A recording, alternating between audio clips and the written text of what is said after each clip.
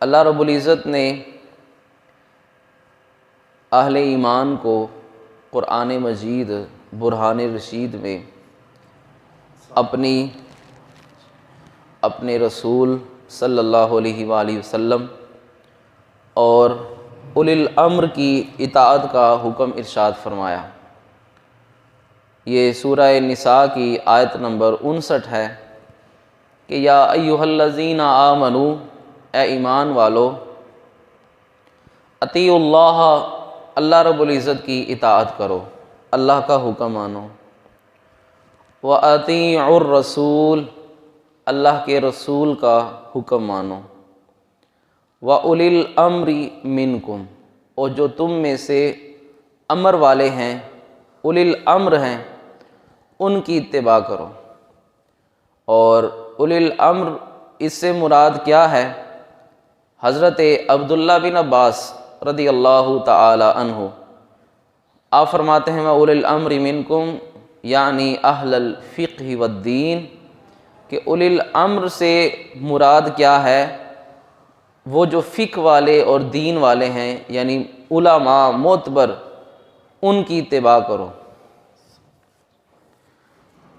اسی طرح حضرت امام حسن بصری رضی اللہ تعالی عنہ آپ کیا فرماتے ہیں؟ اولی الامر سے مراد کیا ہے؟ آپ فرماتے ہیں یعنی علماء کی جو صاحب علم ہیں، جن کے پاس دین کا علم، جو دین کو جاننے والے ہیں، ان کی اتباع کرو۔ اب ان کی اتباع کیوں کرنی ہے؟ حالانکہ ہمیں اللہ رب العزت نے اپنی اور اپنے محبوب علیہ الصلوۃ والسلام کی اطاعت کا حکم ارشاد فرمایا۔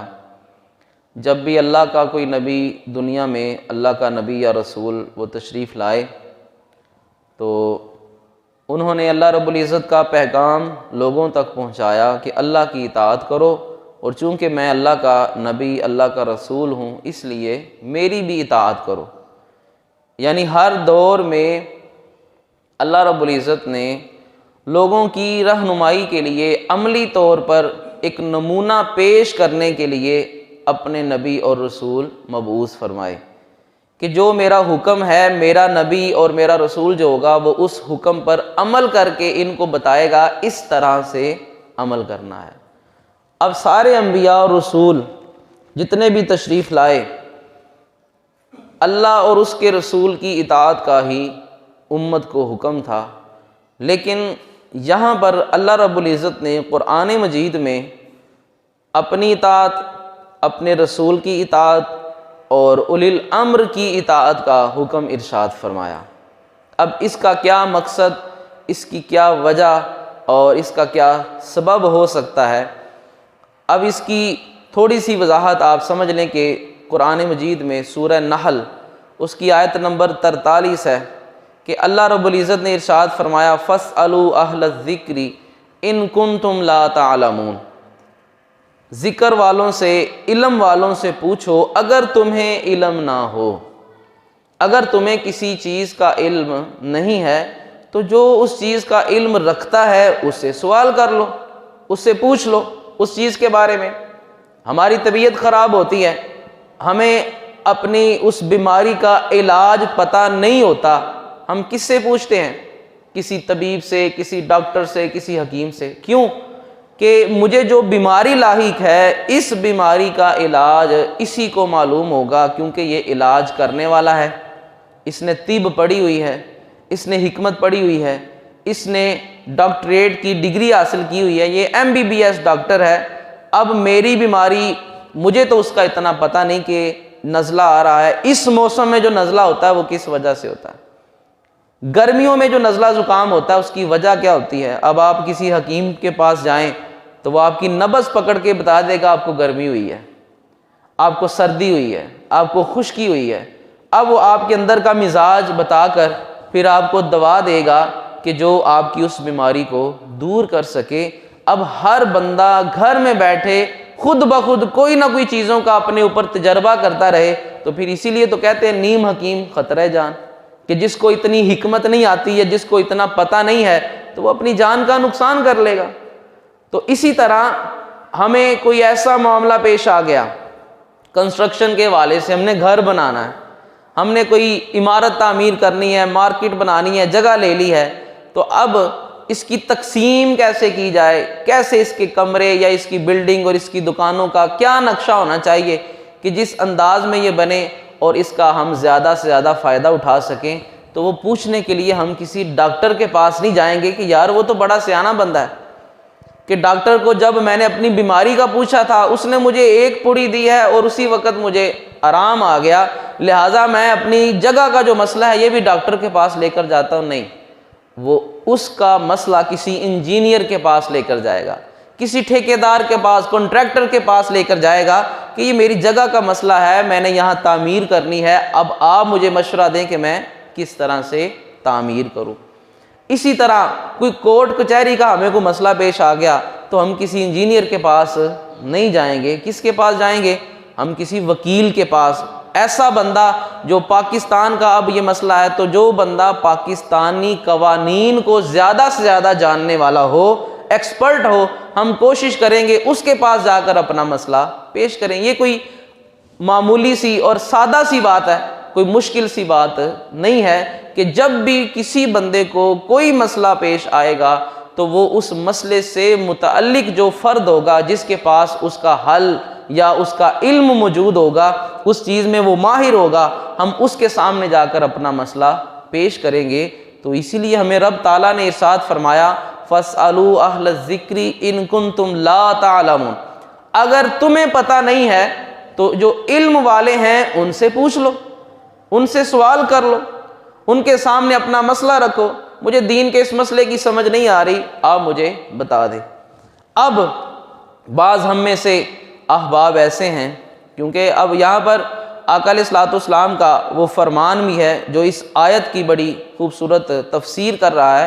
سنن ابی داؤد کی حدیث پاک ہے، آقا علیہ الصلوۃ والسلام نے ارشاد فرمایا کہ الا سألوا اذ لم یعلموا، چند لوگ آئے کسی معاملے میں، آپس میں انہوں نے گفتگو کی لیکن سوال نہ کیا، تو آقا علیہ الصلوۃ والسلام نے ارشاد فرمایا الا سألوا اذ لم یعلموا، کیا انہیں اگر پتہ نہیں ہے تو وہ سوال کیوں نہیں کر لیتے؟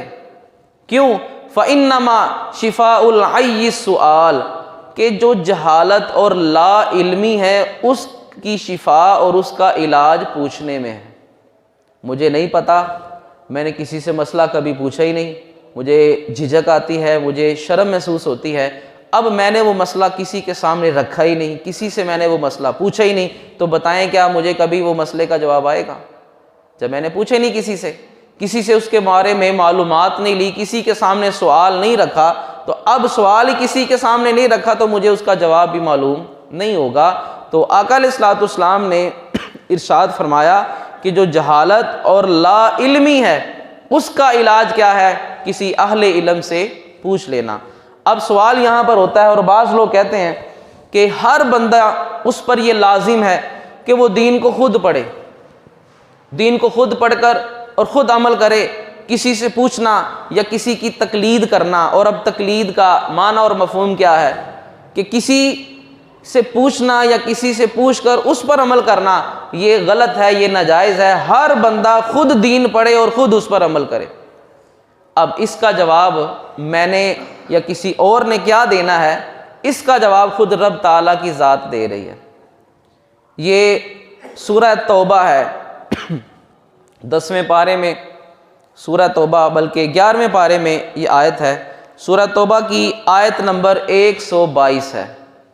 اب آپ نے توجہ سے اس آیت کو سماعت کریں گے تو بات بالکل واضح ہو جائے گی۔ رب تعالیٰ نے ارشاد فرمایا، اب پچھلے جو آیتیں آپ کے سامنے رکھی، پہلی آیت کیا تھی کہ اللہ کی اطاعت کرو، اللہ کے رسول کی اطاعت کرو، اور جو اولی الامر، اور اس کی تفسیر بیان کی حضرت عبداللہ بن عباس صحابی فرماتے ہیں کہ اولی الامر سے مراد جو فقہا، جو علماء ہیں، ان کی اتباع کرو۔ دوسرے نمبر پر آیت کون سی تلاوت کی گئی کہ فَاسْأَلُوا أَهْلَ الذِّكْرِ إِن كُنتُمْ لَا تَعْلَمُونَ۔ رب تعالیٰ ارشاد فرماتا ہے اگر تمہیں خود نہیں پتا تو جو علم والے ہیں ان سے پوچھ لو۔ اب یہ تیسری آیت ہے، یہ مزید اس کو واضح کر دیتی ہے۔ رب تعالیٰ نے ارشاد فرمایا سورہ توبہ کی آیت نمبر 122، وَمَا كَانَ الْمُؤْمِنُونَ لِيَنْفِرُوا كَافَّةً۔ اب میں کہوں یار سب کو دین پڑھنا چاہیے، سب کو خود قرآن بھی پڑھنا چاہیے، ساری احادیث خود پڑھنی چاہیے۔ میں تو ایک تجویز پیش کر رہا ہوں کہ بات بالکل درست ہے کہ دین کا علم حاصل ہر بندے کو کرنا چاہیے، لیکن وہ رب تعالیٰ جس نے ہمیں پیدا کیا ہے، وہ ہمیں پیدا کرنے والا، وہ ہم سے زیادہ ہمیں جانتا ہے، ہماری عادت کو، ہمارے معاملات کو۔ رب تعالیٰ نے ارشاد فرمایا وَمَا كَانَ الْمُؤْمِنُونَ لِيَنْفِرُوا كَافَّةً، یہ ممکن نہیں ہے لوگوں کے لیے کہ لوگ اس کی طاقت نہیں رکھتے، کس چیز کی، کہ سارے کے سارے نکل کر دین کا علم حاصل کریں۔ اب آپ بتائیں، سب لوگ کام کاج کرتے ہیں تو چند ہم میں سے لوگ ایسے ہیں، افراد ایسے ہوتے ہیں جو علم دین حاصل کرنے کے لیے گھروں سے نکلتے ہیں، اور پھر ہم نے بھی جب اپنی تعلیم شروع کی تو شروع میں کافی افراد ہوتے ہیں، کافی طالب علم اور یار دوست وہ اکٹھے شروع کرتے ہیں، درمیان میں کسی کی کوئی مجبوری بن گئی، کسی کے والد صاحب فوت ہو گئے، اس پر بیچارے پر گھر کی ذمہ داری پڑ گئی، اس نے پڑھائی چھوڑ کر اس نے کام کاج شروع کر دیا کہ میرے والد صاحب پہلے موجود تھے، وہ خرچہ اٹھاتے تھے، اب مجھے یہ مجبوری پیش آ گئی۔ اب کسی کو کوئی مجبوری پیش آ گئی، کسی کا گزر بسر نہیں ہوتا تھا، ویزا لگوایا وہ باہر چلا گیا تعلیم چھوڑ کر۔ کئی ایسے ہیں جنہوں نے مکمل پڑھ کر اور پھر ایسی مجبوریاں پیش آ گئیں کہ وہ کام کی طرف چلے گئے۔ اب رب تعالیٰ قرآن مجید میں ارشاد فرماتا ہے کہ سارے مسلمانوں کے لیے، مومنوں کے لیے یہ ممکن نہیں ہے کہ سارے کے سارے نکل کر دین کی تعلیم حاصل کریں۔ آپ اس دور کو چھوڑیں، آپ چلے جائیں حضور کے دور میں، صحابہ کے دور میں چلے جائیں۔ اب آپ کو پتہ ہوگا، آپ نے سنا ہوگا، دیکھا ہوگا یا پڑھا ہوگا اصحاب صفہ کے بارے میں کہ صفہ وہ ایک چبوترا تھا، اور آج بھی موجود ہے مسجد نبوی کے اندر ریاض الجنہ میں وہ چبوترا سا، جسے پنجابی میں تھڑا کہہ لیں۔ وہ تقریباً 1.5 فٹ کا وہ بلندی، اور اس کی کافی اتنا اس کا احاطہ کم از کم اس کا ہوگا یا اس سے تھوڑا زیادہ ہوگا۔ 70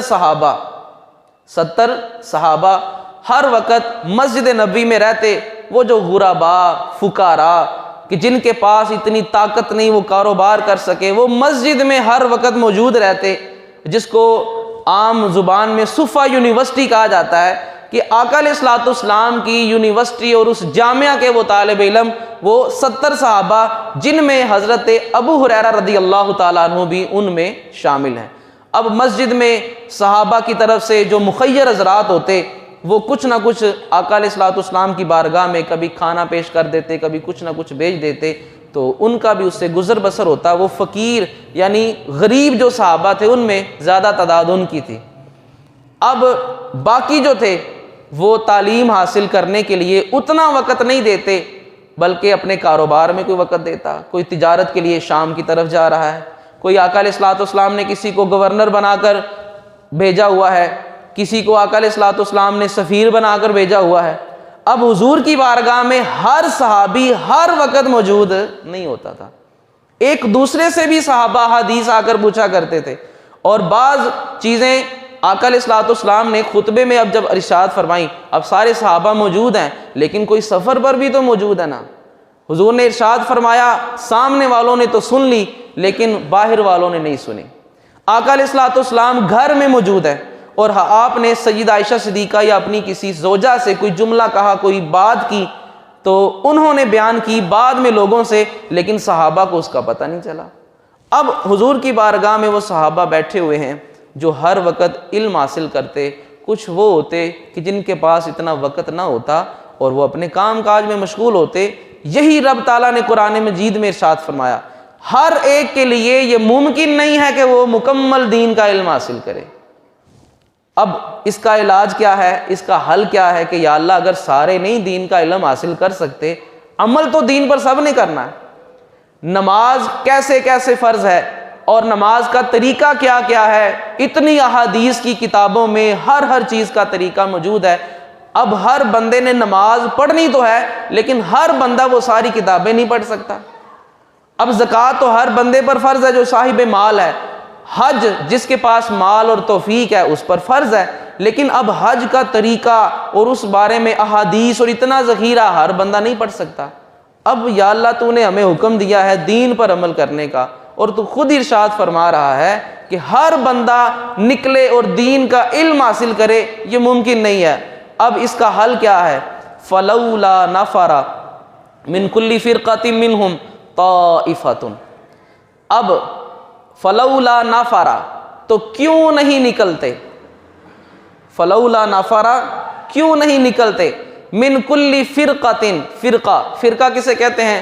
جماعت کو، گروہ کو، اور منہم طائفۃ ان میں سے ایک جماعت، یعنی ہر علاقے سے، ہر جگہ سے کیوں نہ چند لوگ نکلیں، سارے تو نہیں نکل سکتے، سارے کام کاج چھوڑ کر اب میں جتنی مرضی 200 سال بھی تبلیغ کر لوں، بھئی دین کا علم حاصل کریں، دین کا علم حاصل کریں، یہ تو ہو نہیں سکتا کہ سارا کاموں کی جو ہے وہ کام کاج چھوڑ کر سارے مدرسے میں داخل ہو جائیں، یہ تو نہیں ہو سکتا۔ یہی ہوگا کہ کسی بندے پر اثر ہوگا وہ اپنا 1 یا 2 بیٹا عالم بنا دے گا، کسی پر اثر ہوگا وہ اپنا 1 یا 2 بیٹا اس کو حافظ بنا دے گا، عالم بنا دے گا۔ اب ہر بندہ دین کا علم حاصل کرے، یہ خود رب تعالیٰ فرما رہا ہے کہ یہ تمہارے لیے ممکن نہیں ہے، تو کیوں نہ ایسا ہوتا کہ تم میں سے ہر جماعت یا ہر علاقے سے چند لوگ نکلیں، لِيَتَفَقَّهُوا فِي الدِّينِ، اور دین کی سمجھ بوجھ حاصل کریں، دین کی سمجھ بوجھ حاصل کریں کہ قرآن کیا ہے، قرآن ہمیں کیا کہتا ہے، قرآن میں رب تعالیٰ نے ہمیں کیا کیا احکامات دیے ہوئے ہیں، قرآن میں پہلی امتوں کا کیسے کیسے ذکر ہوا ہے، ان سے ہمیں عبرت کیا حاصل ہوتی ہے، قرآن کی حکمتیں وہ سمجھے، وہ پڑھے۔ اب ظاہری بات ہے وہ اساتذہ سے پڑھے گا، کسی اہل علم سے پڑھے گا، اور اگر وہ خود کہے کہ میں خود بخود سب کچھ حاصل کر لوں گا تو یہ اس کی جہالت ہے۔ صحابہ کرام علیہم الرضوان کے استاذ کون ہیں؟ آقا علیہ الصلوۃ والسلام کی ذات۔ اور جو تابعین ہیں ان کے استاد کون ہیں؟ ان کے استاد صحابہ ہیں، کہ ہر ایک نے کسی نہ کسی صحابی کی صحبت اختیار کر کے دین حاصل کیا، کسی ایک بھی تابعی نے نہیں کہا، حالانکہ وہ تو بہت قریب کے دور میں تھے، وہ بہت قریب کے دور میں تھے، یعنی 11 ہجری میں آقا علیہ الصلوۃ والسلام کا وصال ہوا۔ اب جو بندہ 11 ہجری میں پیدا ہوا، اب وہ کتنے دن کا ہوگا؟ چند دن کا ہوگا، لیکن جب اس نے ہوش سنبھالی وہ 10-12 سال کا ہوا، تو آقا علیہ الصلوۃ والسلام کا وصال ہوئے 10-12 سال ہو چکے تھے۔ جب اس نے ہوش سنبھالی، پیدا وہ حضور کے زمانے میں ہوا، لیکن جب اس نے ہوش سنبھالی تو اس نے آقا علیہ الصلوۃ والسلام کو ان آنکھوں سے نہیں دیکھا، صحابہ کو اس نے دیکھا۔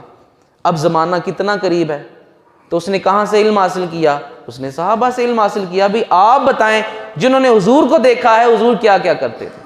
آپ ہمیں بتائیں کہ آقا علیہ الصلوۃ والسلام اس موقع پر کیا کیا کرتے تھے؟ کسی ایک بھی تابعی نے نہیں کہا بھئی قرآن جب میرے پاس ہے مجھے تم سے پوچھنے کی کیا ضرورت ہے، قرآن تو ہمارے پاس موجود ہے، لہذا تم سے پوچھنے کی کوئی ضرورت نہیں، میں خود قرآن سے سیکھ سکتا ہوں۔ کسی نے بھی نہیں کہا، ہر ایک نے صحابہ سے سیکھا۔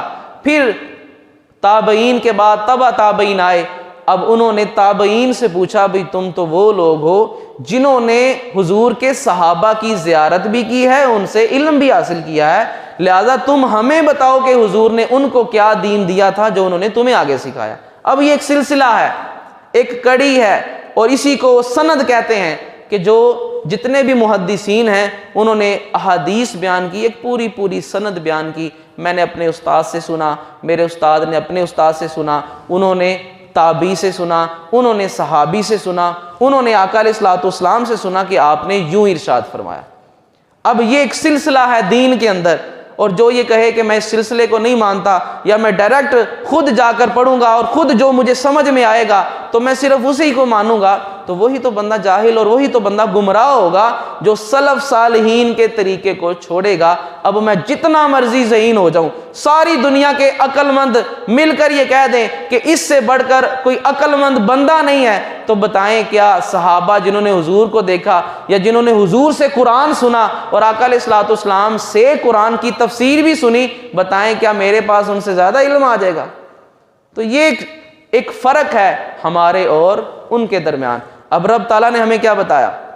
لِيَتَفَقَّهُوا فِي الدِّينِ، چاہیے ہر علاقے سے چند ایک لوگ جائیں، دین کی سمجھ بوجھ حاصل کریں، وَلِيُنذِرُوا قَوْمَهُمْ، اور جب پھر وہ تعلیم حاصل کر کے واپس اپنے معاشرے میں اپنے علاقے میں آئیں تو جو اپنی قوم ہے ان کو ڈرائیں، آ کر ان کو سمجھائیں، ان کو بتائیں۔ اِذَا رَجَعُوا إِلَيْهِمْ، جب واپس ان کی طرف لوٹیں لعلہم یحذرون تاکہ وہ اس سے بچیں اور اللہ کا خوف ان کے دل کے اندر پیدا ہو۔ اب یہ وہ چیز ہے، یہ ہے وہ دین کی بنیاد جو اللہ اور اس کے رسول نے ہمیں دی ہے۔ سب سے پہلے اطاعت کس کی ہے؟ اللہ کی۔ اب قرآن مجید میں جتنے بھی احکامات ہیں رب تعالیٰ نے مسلمانوں کو، مومنوں کو ارشاد فرمائے، اب اس میں سے کسی بھی حکم پر عمل کرنے کے لیے ہمیں کسی امام کے قول کی ضرورت نہیں ہے۔ رب تعالیٰ ایک ہے، وحدہ لا شریک ہے۔ اب میں بالفرض میں اپنے آپ کو کہتا ہوں میں حنفی ہوں، اب میں اللہ کو ایک اس لیے مانتا ہوں کہ میں حنفی ہوں، میں اللہ کو ایک اس لیے مانتا ہوں کہ امام اعظم ابو حنیفہ نے کہا تھا، نہیں، میں اللہ کو ایک اس لیے مانتا ہوں کہ قرآن میں اور رسول اللہ صلی اللہ علیہ وسلم نے فرمایا وہ رب ایک ہے، میں اس لیے مانتا ہوں۔ اب رب تعالیٰ کی صفات ہیں، وہ سمیع ہے، وہ بصیر ہے، وہ ازلی ہے، وہ ابدی ہے۔ یہ جو صفات ہیں کیا میں اس وجہ سے مانتا ہوں میرے استاد نے پڑھائی ہوئی ہیں؟ نہیں، یہ صفات رب تعالیٰ کی قرآن میں ذکر ہے، میں اس لیے ان کو مانتا ہوں۔